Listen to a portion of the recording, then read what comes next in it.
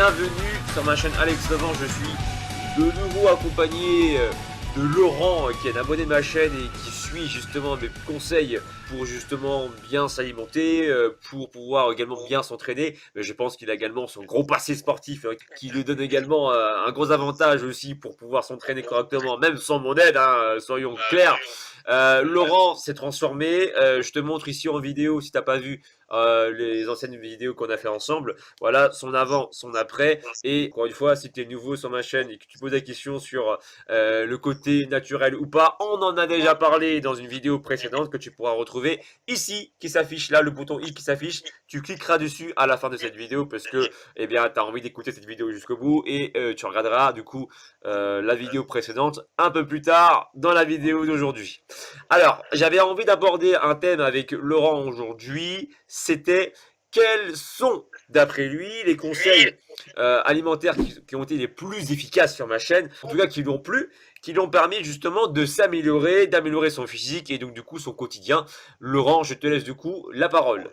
Je vais commencer en premier par quelque chose que je n'avais jamais essayé en 30 ans d'entraînement, c'est le fasting déjà. Donc ça, en combinaison avec ma nutrition, j'ai remarqué que j'avais regardé la vidéo sur donc le jeûne intermittent sur la chaîne d'Alex et je m'étais rendu compte que ça marchait très très bien pour moi. Donc personnellement, moi, je fais mon dernier repas à 18h, 18h30 le soir et je ne me réalimente que le lendemain vers 11h. Donc ça fait à peu près 16, 17, 18 heures maximum de jeûne. Et le plus dur pour moi, ça a été de sauter le petit déjeuner, parce que c'est vrai qu'en période de sèche, je parle pour mon cas, j'avais besoin d'un bon petit déjeuner pour démarrer la journée, hein, que ce soit avec des œufs ou des flocons d'avoine, dans lesquels je mettais de la cannelle pour régler la glycémie. Ça aussi, je l'ai découvert sur la chaîne d'Alex, donc voilà, comme quoi. Et les oméga 3 avec le poisson et les graines de chia, tout ça. Donc c'est vraiment beaucoup de choses que j'ai été voir au cas par cas.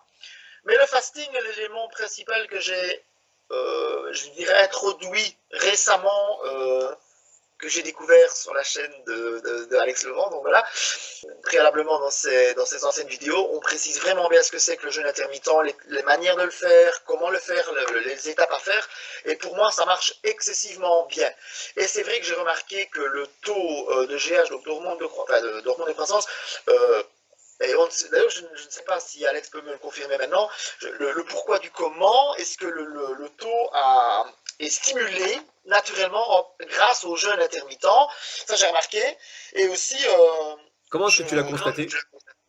C'est-à-dire que j'ai vu que j'avais un boost à l'entraînement sans prendre spécialement de Tribulus terrestris, c'est ce que je prends moi ici, le complément que je montre ici, qui est pas cher, hein, c'est une vingtaine d'euros pour des cachets d'un gramme et demi, avec un taux de saponine de à peu près 80%. Ça, c'est l'élément important quand on prend du Tribulus. C'est une plante, donc c'est vraiment pas mauvais. Et ça permet de stimuler la production de testostérone naturel chez les hommes. Naturel, donc, précise bien. C'est vrai que si ton taux de testostérone naturel n'est pas à son top niveau, effectivement, le Tribulus, suite à comment dire, les ingrédients qu'il contient, pourrait justement contribuer à une hausse naturelle du niveau de testostérone. Voilà, je tiens juste à le préciser, c'est pas un produit magique, ça va pas non plus te transformer en comment dire, en une statue grecque, d'accord? Faut pas rêver, il n'y a pas de produit magique, mais effectivement, ça pourrait être une aide si ton taux de testostérone naturel n'est pas déjà à son top niveau, parce que tu manques peut-être de sommeil ou quoi que ce soit. Ah, attention, c'est pas parce que tu manques de sommeil qu'il faut que tu prennes absolument du Tribulus pour combler les manques. Il faut d'abord voir le problème à la source, hein, qu'on se mette bien d'accord. Si ton taux de testostérone naturel n'est pas à son top, c'est que quelque chose, il y a des choses à régler. Hein, c'est un peu comme, je mets une parenthèse que c'est important de le préciser, c'est comme par exemple un mécanicien qui va voir, enfin quelqu'un qui va voir un mécanicien parce que sa roue elle a pété. Le bon mécanicien, c'est pas celui simplement qui répare la roue et qui va te dire vas-y casse-toi, reviens-moi l'an prochain quand tu auras un deuxième pneu pété. C'est celui, en fait, le bon mécanicien, c'est celui qui va te dire ok je te le répare, mais fais attention la prochaine fois, je connais moi une autre route qui va te permettre justement de pas crever tes pneus et qui va te donner des solutions pour éviter que le problème ne se fasse. Voilà, c'est ça le vrai truc. Une Oui, parenthèse. mais c'est vrai que j'aurais peut-être dû commencer par là, Alex. C'est que le tribulus, moi j'ai 45 ans. Et que quand un jeune de 18 ans qui démarre la musculation, son taux de testostérone est à le plus haut potentiel à la base. Ça, on n'en parle pas assez de ça.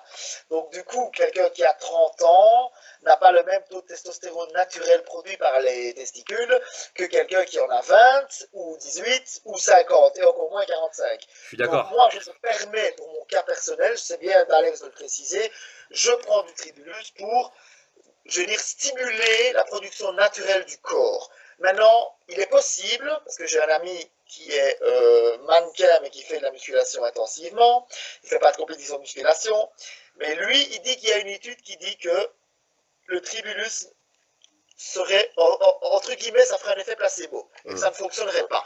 Maintenant, je ne critique certainement pas, je n'ai pas été lire l'étude qui dit ça, mais moi, je prends ça par rapport à mon âge. Mais je sens quand même que j'ai un effet sur mon corps. Maintenant, est-ce que c'est l'effet placebo? Je n'en sais rien.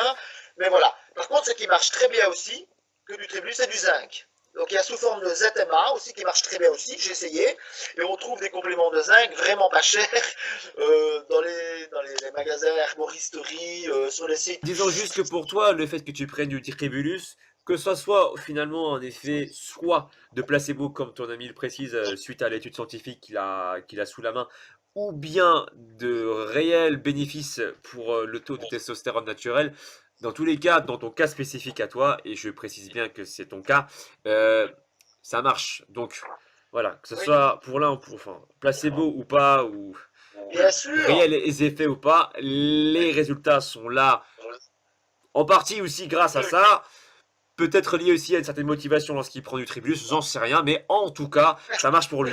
Ce qui ne veut pas dire pour autant que ça marchera pour toi qui regarde cette vidéo.